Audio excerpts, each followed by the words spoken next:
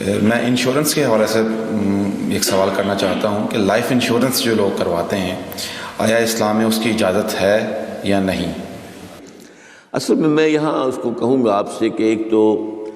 ہمارے ہاں جو اس وقت انشورنس کا نظام ہے وہ لازماً گتھا ہوا ہے سود کے ساتھ، لہذا اس شکل میں جو اس وقت انشورنس ہو رہی ہے وہ تو حرام ہے، اس کے حرام ہونے میں کوئی شک نہیں ہے۔ البتہ یہاں پر پیور انشورنس کی بات اگر کی جائے جس کے اندر کہ کوئی سودی معاملہ نہ ہو، کیونکہ وہ پھر انویسٹ کرتے ہیں اور اس کا بھی پھر وہ جو ہے وہ نفع دیتے ہیں، وہ سب کچھ ہے، وہ سارا معاملہ ہے۔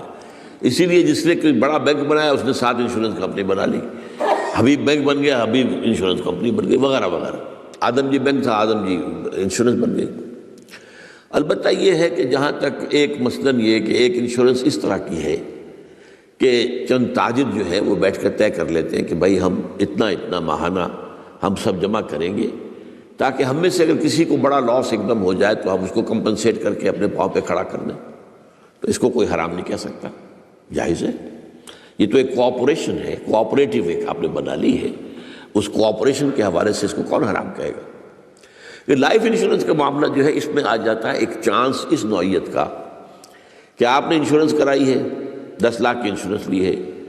آپ نے ابھی 2-3 پریمیمز ان کے دیے ہیں کہ آپ کا حادثہ کے اندر انتقال ہو گیا، اب اتنے پیسے آپ کو مل جائیں گے، یہ آپ نے how did you earn it?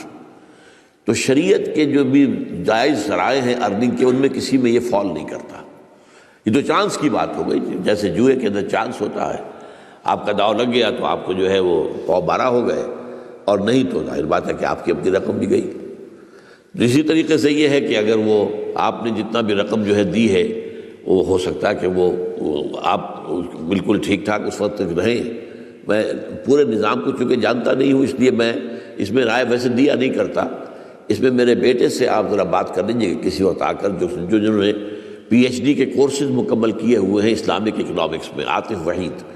تو وہ ہمارے وہاں قرآن اکیڈمی میں بیٹھتے ہیں، تو کبھی دن میں آ کے بات کر لیجیے۔ لیکن یہ چند باتیں وہ تھیں جو میں نے آپ کے ساتھ جو میرے سامنے واضح تھیں وہ میں نے واضح کر دی۔